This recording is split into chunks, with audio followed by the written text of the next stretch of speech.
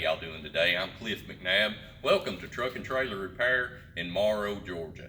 Today we're going to show the ins and outs and the assembly process of an FRO transmission, metric. This is the 16210C that we're working on. We have the website pulled up here on Eaton Fuller to just let people understand a little bit more about the transmissions that we work on and that moves America. This is a very popular transmission. The FROs are 16210Cs. Now I'm going to explain really quick what those designations mean. And you can go on the website yourself. This is open to everyone, eatonfuller.com, and you can read up on your transmission and kind of do some of your own troubleshooting if you need to. Now the transmission that we have today was pushing itself out of 4th and 9th gear. And we'll show you what caused that, and we'll show you what we did to go through to fix it. I have Lee Young here today helping me. Lee is a Class A technician, very well experienced man. And so we're back to the FRO designation. Now FR means Fuller Road Ranger Twin Countershaft Transmission. All these designations mean something. Your Eaton Fuller tag is on the side of your transmission below your top countershaft gear plate. Now, FRO means it's a Fuller Road Ranger twin countershaft with overdrive.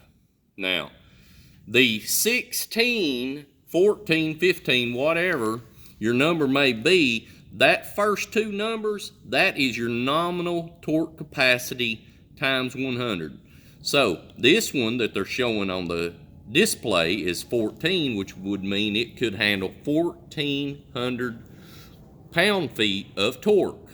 The one we're working on is a 16210C.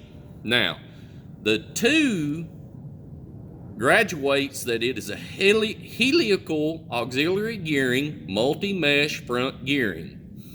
The 10 is the Ford speeds, and the C is your ratio. Now you may have an A ratio, a B ratio, but your C ratio is your highest ratio. And that is the most popular for city driving and highway speeds.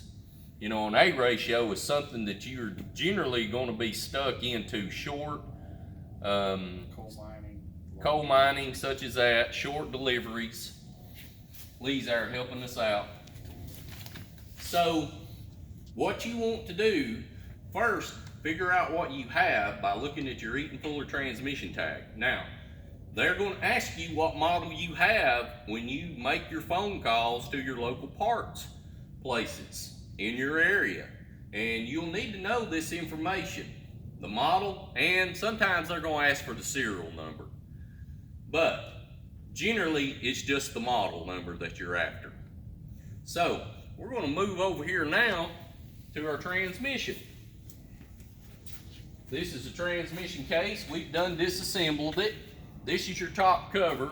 This was our fail point on this particular model. This particular model was manufactured and rebuilt by Transaxle. It failed, unfortunately, after 32,000 miles, and it was out of warranty. It was just out of time. Not on mileage, because Transaxle will give you as many miles as you need, but time has something to do with it. So if you buy a transmission, remember to write your mileage down. Remember to keep up with your date you installed it, because that date that you installed it, if it's 1 day late, they will not help you with it. You are out of luck. And this company right here purchased this particular transmission, run it about 8 to 9 months, and they had a problem. Well, they just parked it. They did not fix it. They was just going to wait, thought it was something else simple. Well, turned out being the transmission they had purchased, the top cover had failed. Now, it had failed on the pin set for the front shift fork. This is an updated case that we purchased from a local salvage yard, Richard Kearns, here in Atlanta, Georgia.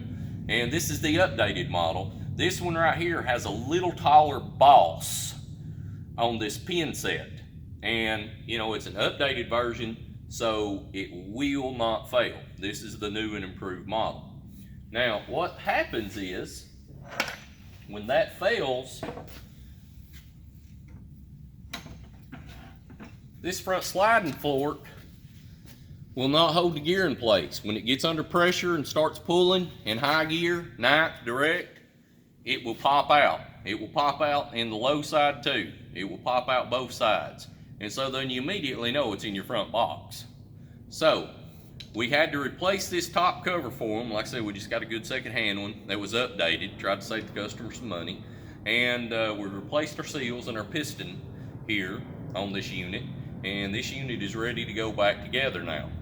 Now, when you have a gear fail and it's popping out of that gear, make sure that you replace that gear and the sliding clutch gear.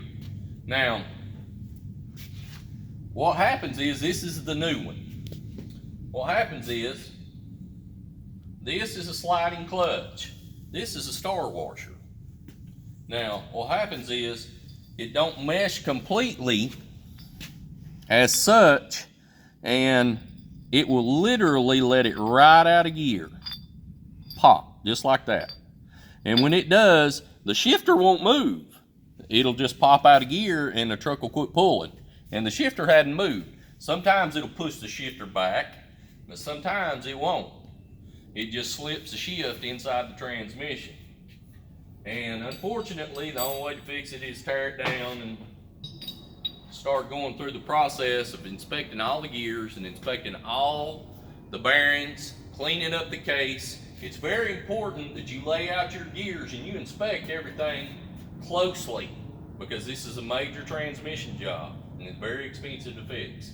But we've done made the necessary adjustments. We've done cleaned, we've done inspected all our bearings. The bearings is good. Everything in this transmission was fine. It was just this fail point here on this top cover that caused this issue. And if the customer had have stopped and called the company that installed it and said, hey, listen, this transmission's giving trouble, they would have been in that window then. And Transaxle would have, obviously sent them a replacement unit. Transaxle's good about that. But they didn't, so, what does the company do? The reman company. They can only go by date. That's all they can do. So we've stepped in here and we're going to fix this transmission. We're going to put it together. And we're going to show you some of the things about how not to mash your fingers, some of the tools you need to use, and we're going to show you how to time it, because that is the most important part. Because as you'll see, you got a lot of gears in here moving around, meshing, and you have to have it in time. Now, this is a video series that we'll do a few at a time. We've done some automatic transmissions in the past, but we're going to do a few manuals now, show some people how to do that. But if you have any questions or anything, feel free to shout them out to us. I'll be glad to answer them, help you in any way. Me, Lee, or Ken, we'll be glad to help you. We get a lot of calls, and we're more than helpful with anybody that gives us a call. I thank you for today. This is Clifford McNabb.